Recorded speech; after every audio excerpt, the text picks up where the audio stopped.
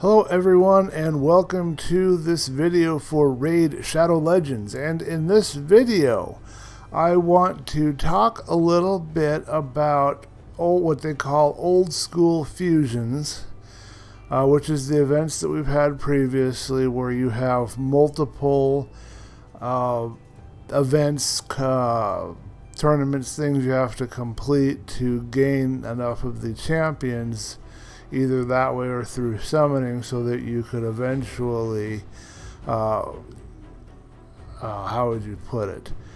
Eventually fuse an epic or fuse a legendary. That's what's referred to as the old school fusion. That's the way they used to do things, and recently Fragment changed it up and started doing what we now call Fragment summons, where you get during all the same events and tournaments that you would use for the old school summons, you would actually be getting pieces of some champion, typically a legendary champion. Although we have had, I believe we had one epic. Have we had one epic? And we had one epic with Horden. But typically it's 99.9% of the time. I mean, we've got 4, and 3 of the 4 is that 90%? I don't know my math, but we got one epic that was a Horde, and that was just a test, I think. Anyway, you'll hear a lot of videos about this new fusion that came out. A lot of people talking about how they prefer the Fragment type fusion, or not a fusion, but the Fragment champion summoning events, or however you want to call it, I guess. I want to do a little bit of a different perspective. I would like to talk a little bit about the two different kind of ways of getting champions that are outside of summoning.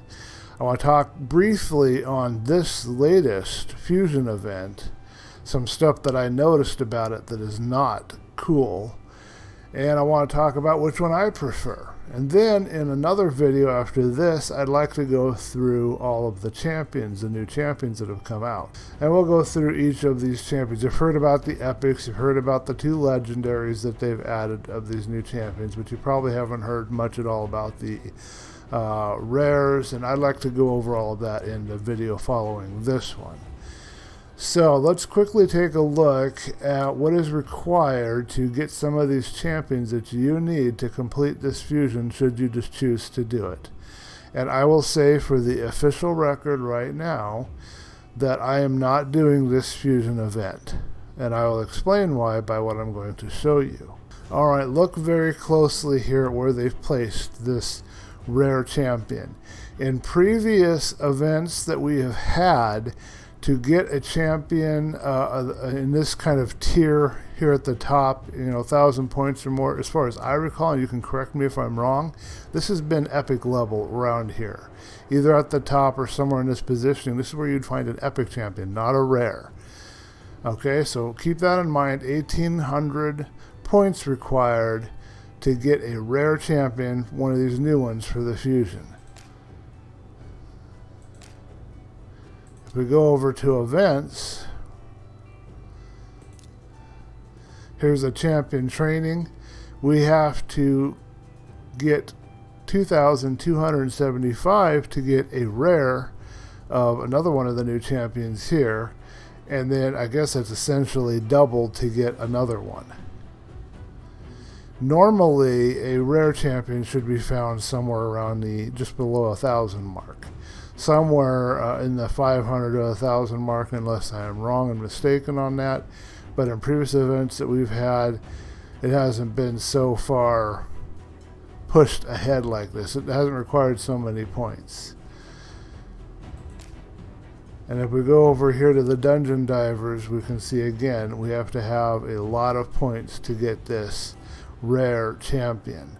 It looks like they've actually pushed some of these charms and materials type stuff in the slots that would have had rare champions before, and they've placed these new rare champions in slots where you might see an epic before.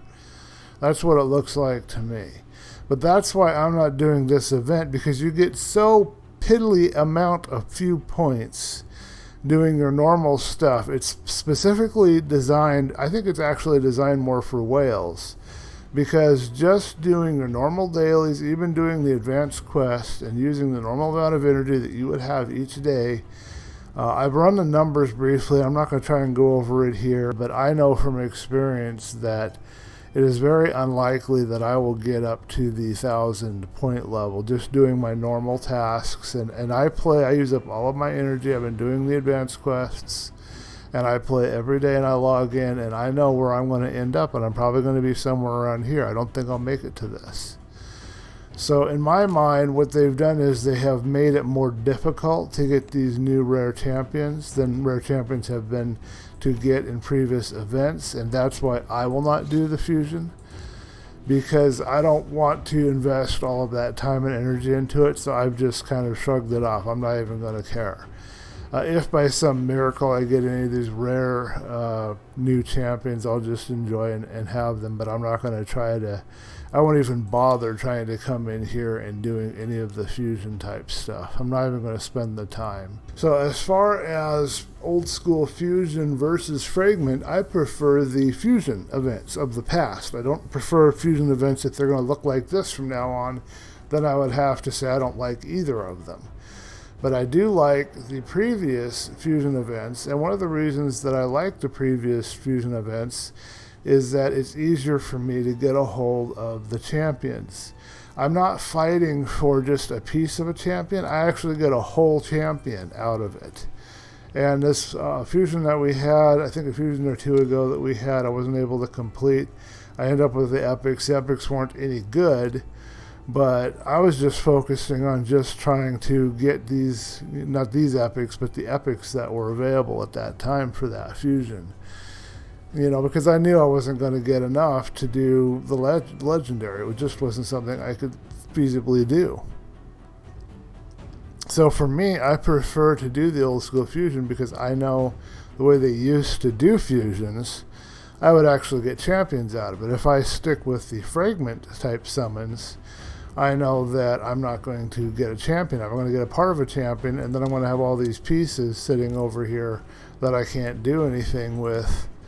And I don't know that I'll ever be able to complete, and they want to charge me lots of money to get the fragments for. I'm not going to pay them. So there you go. You don't get anything out of it. All that work for nothing. All the other stuff, I know that they give you all these other rewards like the potions and the books, and I could care less about that. I care about the champions only, and I care about trying to get the epics if I can. And the legendaries are always the ultimate goal, but I always aim at to get at least the epics. If I can get the epics, because then at least I have something that I can use in my work with the faction wars and other things that I'm doing. I don't remember for sure if the fragment summons required me to spend money to summon. I thought it did, but somebody can correct me or comment below if I don't remember correctly. So both of them require a lot of money. I believe it was $1 million to get the fusion, and I think it was same price for the fragment summons, but I don't recall.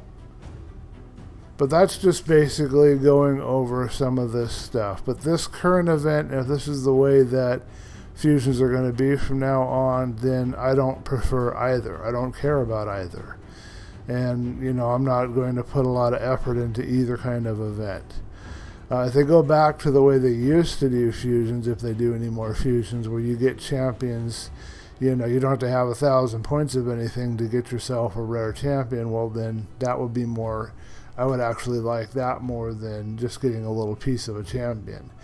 Now if they made it where you would get more pieces, instead of 5 or 10 piddly ant fragments for the lore, if you could get say 20 fragments, even with 1,000 points worth of effort at something, if you could get 20 fragments, then maybe it would be worth it, because then I'd have a stronger chance of actually getting enough fragments to get the champion. And another way they could do it is if they remove the darn time limits. If they allowed you to, for example, with fusion, even though they do have a time limit on it, but theoretically you could allow an old school fusion to keep going, and then eventually when you summon the champions you need, you could go through and you could fuse, and that's what we see here with Relic Keeper and Broadmaw and the other ones that are here in Some of these let you get multiple copies. I don't know how these work exactly, but these usually stick around here, and every time you get the champions you need to fuse these, you can fuse them for however many they let you have. And that would be fine if they would do that with all of the fusion events. And if they could figure out some way to do that with the fragment events, where you had other ways of getting the fragments of champions, it could eventually get enough fragments to summon the champion. I don't know, maybe they should come up with some kind of a crystal that allows you to summon fragments of champions, and you could get not a really crappy amount. I would say a minimum 5, probably 10 would be ideal, fragments per summon or something. And it could be 10 of any of the fragment summons that they've had, so you get 10 fragments of any of those champions. If they did something like that, some kind of crystal you could get that they would give you in the game, you could earn some way, and not put it under some kind of a paywall, not put under some high ceiling of points you have to earn, then it would be worth it, because then you could get the fragments and you could complete your champion. But that's kind of my thoughts on this right now. I don't really have any other ideas how they could fix it. I'd have to sit down and think about it. I want to delve in and see what the other new champions are, so we're going to call that good for this video right now. I think I covered everything I wanted to say. If you guys liked this video, be sure to subscribe. Thumb up if you liked it, thumb down if you did not. If you give a thumb down, give me some feedback, let me know what I can do to improve. And see you in the next video.